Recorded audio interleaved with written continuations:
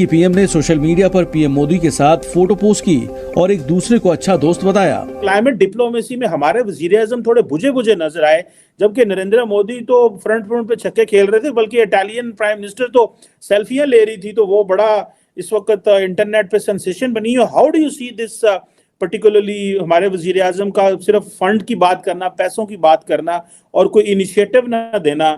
Meloni ने इस तस्वीर को अपने सोशल मीडिया अकाउंट पर शेयर किया है और लिखा COP28 में अच्छे दोस्त मेलोडी। बता दें कि इस दौरान पीएम मोदी ने #मेलोडी का भी इस्तेमाल किया है। पाकिस्तान के कार्यवाहक प्रधानमंत्री अनवारुल हक काकर को एक मुस्लिम देश में हो रही वर्ल्ड लेवल की कॉन्फ्रेंस में किनारे लगा दिया गया। लॉस एंड डैमेज फंड के वाले से हमें पैसे दे दें। एक तो बहुत ज्यादा उनको ये क्रिटिसाइज किया गया है। दूसरा ताड़ साहब, ये हमें ये भी क्रिटिसाइज किया गया है कि हमारे प्राइम मिनिस्टर को उन्होंने पूरी पिक्चर के एक साइड कोने में खड़ा कर दिया। और कई लोग कह रहे हैं कि नरेंद्र मोदी इस वक्त ग्लोबल लीडर के तौर पे सामने आए हैं और वो फ्रंट लाइन पे खड़े हुए थे। पाकिस्तान के प्राइम मिनिस्टर से मिले, फौरन मिलके शुरू हो गए कि यार हमारे तो हालात ये हैं, बताओ कहाँ से पैसे लाएं, चलो कुछ नहीं तो तुम हमें LNG दे दो, इस तरह लगे रहे।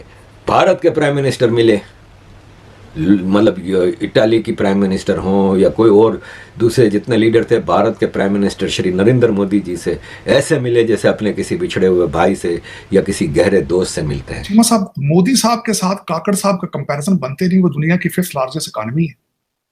और काकड़ साहब मुझे इस तरह लग रहा है कि वहां जर्सियां स्वेटर लेने गए थे तो उन्हें पता चला कि यहाँ पे कॉन्फ्रेंस हो रही थी, उन्होंने कहा तुम भी मिल जाओ, किसी मुझे हो सकता है कोई पैसे दे।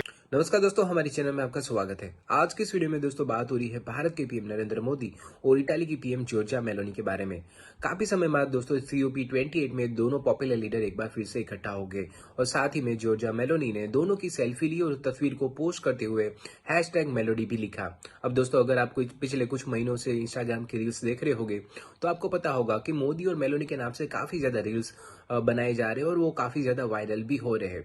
इसलिए ये सब चीजों को ध्यान में रखते हुए ही दोनों नेताओं ने मस्ती के खातिर एक बार फिर से मेलोडी हैशटैग के ऊपर अपनी तस्वीरें पोस्ट करी है। मस्ती के अलावा दोस्तों ये सारी चीजें ये भी बताती है कि भारत के पीएम नरेंद्र मोदी पूरी दुनिया में कितने ज्यादा पॉपुलर है। वहीं दूसरी ओर अगर हम पाकिस्तान के पीएम काकर की बात करें तो वो भी COP28 समिट में आए हुए थे, पर पूरी तरह से दोस्तों देखा गया कि दुनिया का कोई भी लीडर उनसे बातचीत के लिए तैयार नहीं था, क्योंकि सबको पता है कि अगर कोई भी लीडर उनसे बात करेगा तो पाकिस्तान का पीएम कटोरा लेके भीख मांगना शुरू कर देगा। फिलहाल इसी विषय को लेकर पाकिस्तान मीडिया में और क्या चर्चा हो रही है वो देखने के लिए शुरू करते हैं इस वीडियो का अगला भाग। मैंने तो बताया काकड़ साहब शॉपिंग के जर्सियां स्वेटर सुना सेल पर लगे हुए थे क्रिसमस की वजह से, तो उन्होंने कहा मैं तो वैसे ही आया हुआ था यहाँ पे, वो कुवैत से पैसे लेने थे, तो पता चला यहाँ पे COP28 चलो हो सकता है कोई फोटो आप हो जाए। लेकिन अफसोस के साथ वो आखिरी झंडे के साथ खड़े हुए थे और झंडा ही वो मुझे झंडा ही लग रहे थे। उनका चेहरा पहचानना पड़ता कि इधर कोई बंदा खड़ा है वहां पे कि नहीं खड़ा। मुझे किसी ने जिस तरह आज बताया कि पाकिस्तान में सर्कल करके बताया, उसमें काकड़ साहब की शक्ल नहीं पहचानी जा सकती कि इधर इस काकड़ साहब हैं कि या कोई बंदा वैसे ही कोई खड़ा है या कोई झंडे ही है, शायद की पता है। लेकिन ये कि चीमा साहब देखिए, दुनिया आपको फ्रंट क्यों खड़ा भी क्यों करे?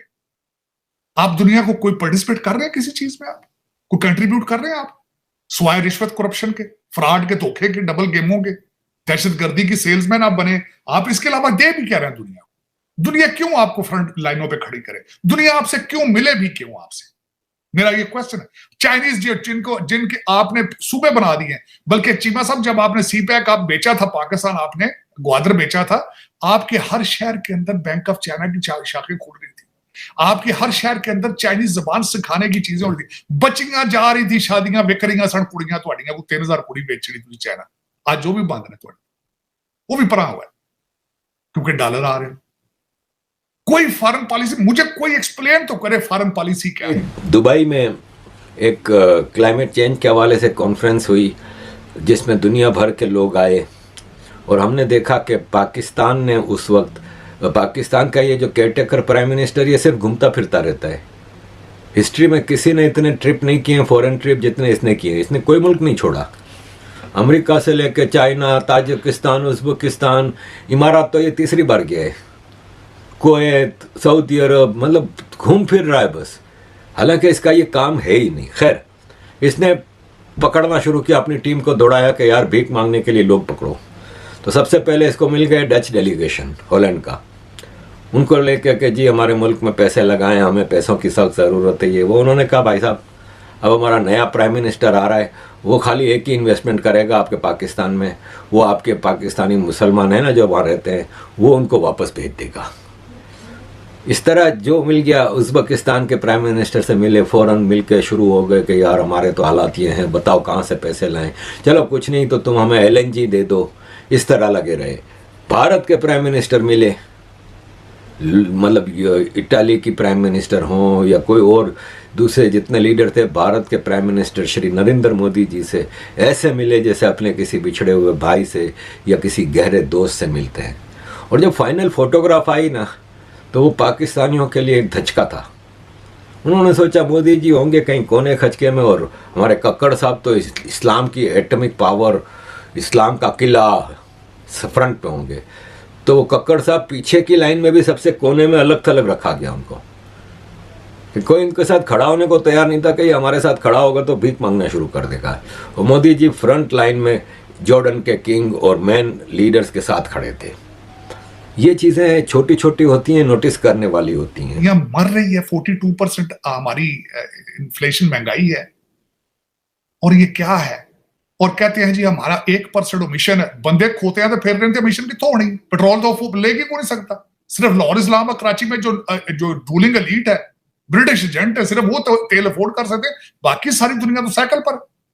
मिशन किस चीज का होना? फिर आपके तो धुंध भी आती है तो वो उधर इंडियन पंजाब से वो आग लगाते तो आ जाती है धुंध, तो अड्डे आप तो बिल्कुल साफ सुथरा पवित्र है। आपके तो पोल्यूशन का तो आपके है ही कोई नहीं, ना तो कोई चीज मैन्युफैक्चर हो रही पाकिस्तान के अंदर जिससे आप पोल्यूशन हो, कोई फैक्ट्री तो चल नहीं रही। हाँ, इट्टा के भट्ठिया ना बाकी हो सकती पोल्यूशन हो रही हो, क्योंकि मलक रियाज साहब ने बैरिया टाउन जो सिर्फ प्लाटा नहीं तो कम है पाकिस्तान। और कौन सी चीज मैन्युफैक्चर हो रही जिससे आप पोल्यूट करें चीजों? क्या है पाकिस्तान की, क्या फॉरेन पॉलिसी, कि हम किस चीज को रिप्रेजेंट कर रहे हैं दुनिया में, हमारा मोटिव क्या है, हम जाना कहाँ चाहते हैं, डेस्टिनेशन क्या है, हमारे एलाइज कौन हैं। लेकिन उसमें चीमा साहब आज अफसोस वाली बात है कि आज काकड़ साहब, लोग सही कह रहे हैं कि गए क्यों थे वहां पे, को बुलाया था इन्होंने, किसी ने इनको बुलाया था वहां पे।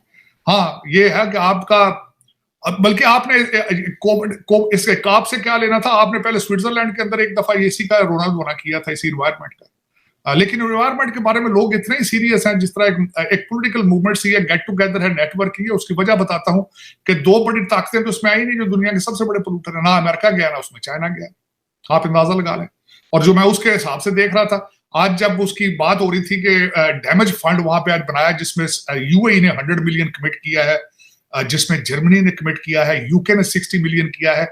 मेरे मुल्क ने शर्मिंदगी के साथ कहना चाहूंगा कि सिर्फ 15 मिलियन कमिट किया है, जबकि यूक्रेन के लिए 15 बिलियन है।